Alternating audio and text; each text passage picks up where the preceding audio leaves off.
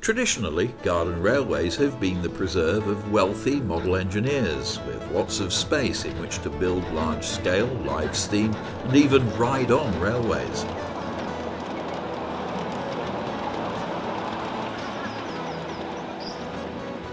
However, modern materials and techniques have brought the prospect of going outdoors to almost everyone, with railway modelling in 00 in the average suburban garden now perfectly feasible.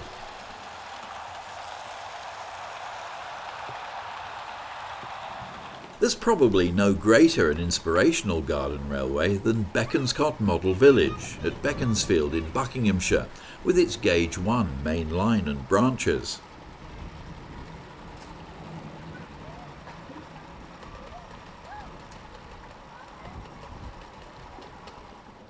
During the course of this programme, we're going to be dropping in here at Berkswell on lots of different occasions to follow every detail during the construction of this 4-track 00 gauge garden railway layout.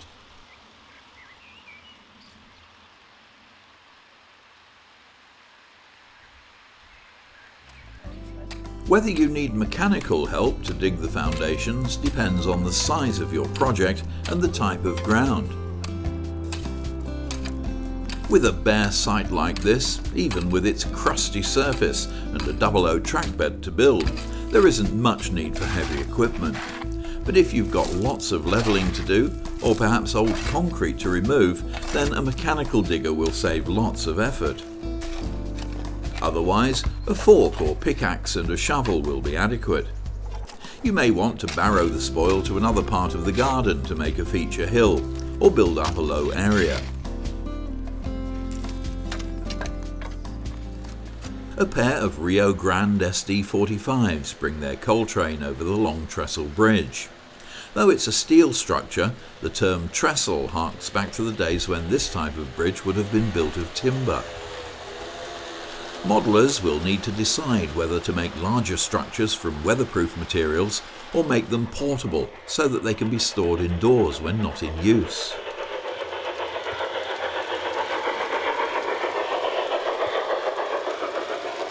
It's quite common now to find good quality sound effects included in models of this size by firms like LGB and Aristocraft. Some models, like this LGB Beyer Garrett, are only produced in comparatively limited numbers.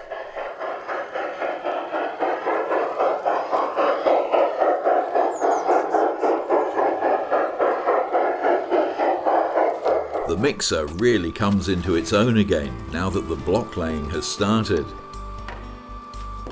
A standard mortar mix is 4 parts sand to 1 part cement, and here too the strength can be affected by too much water. A plasticizer is used to give increased strength and reduce the amount of water needed. But take a look at the consistency of Paul's mix. It's quite wet, as too dry a mix can be difficult to lay. He's also having problems with the weather, making the site much wetter than he would have liked it to be.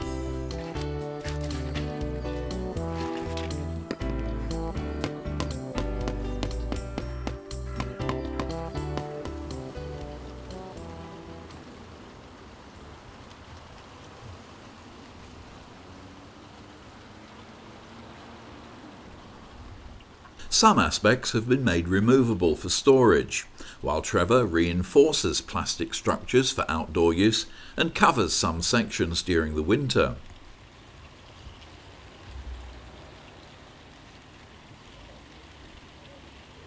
Like Paul, Trevor makes use of proprietary bridge models, reinforcing the track beds for outdoor use and supporting them on piers assembled from sections of plastic water pipe.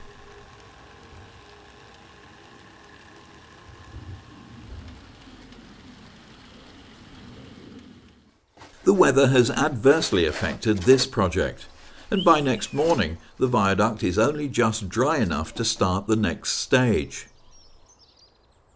In midsummer, the viaduct would have been totally set by now, but though it's a bit marginal, Paul is confident enough to start removing the shuttering.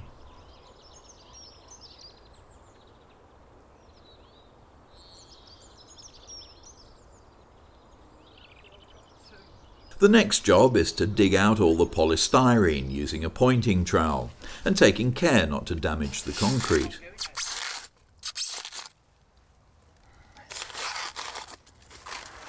Paul Barnard also built Colin Fraying's splendid Gauge 1 layout, which features free-running live steam locomotives rather than the radio-controlled variety.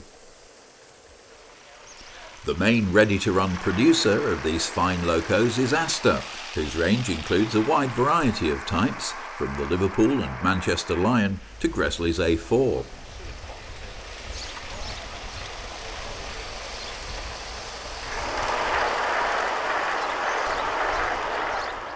Returning to Berkswell, with all the blocks and bridges now in place, Paul's newly finished base is now ready to receive its tracks. The site has also benefited from being cleaned up and levelled, ready for planting. Even the weather has improved.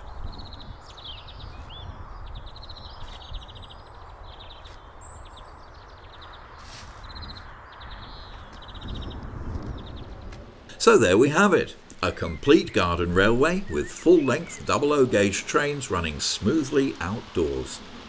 Despite what the die-hard devotees of larger scales might say, 00 can be built easily enough, provided good construction practices are followed. To produce a layout like this indoors in a family home would be nearly impossible.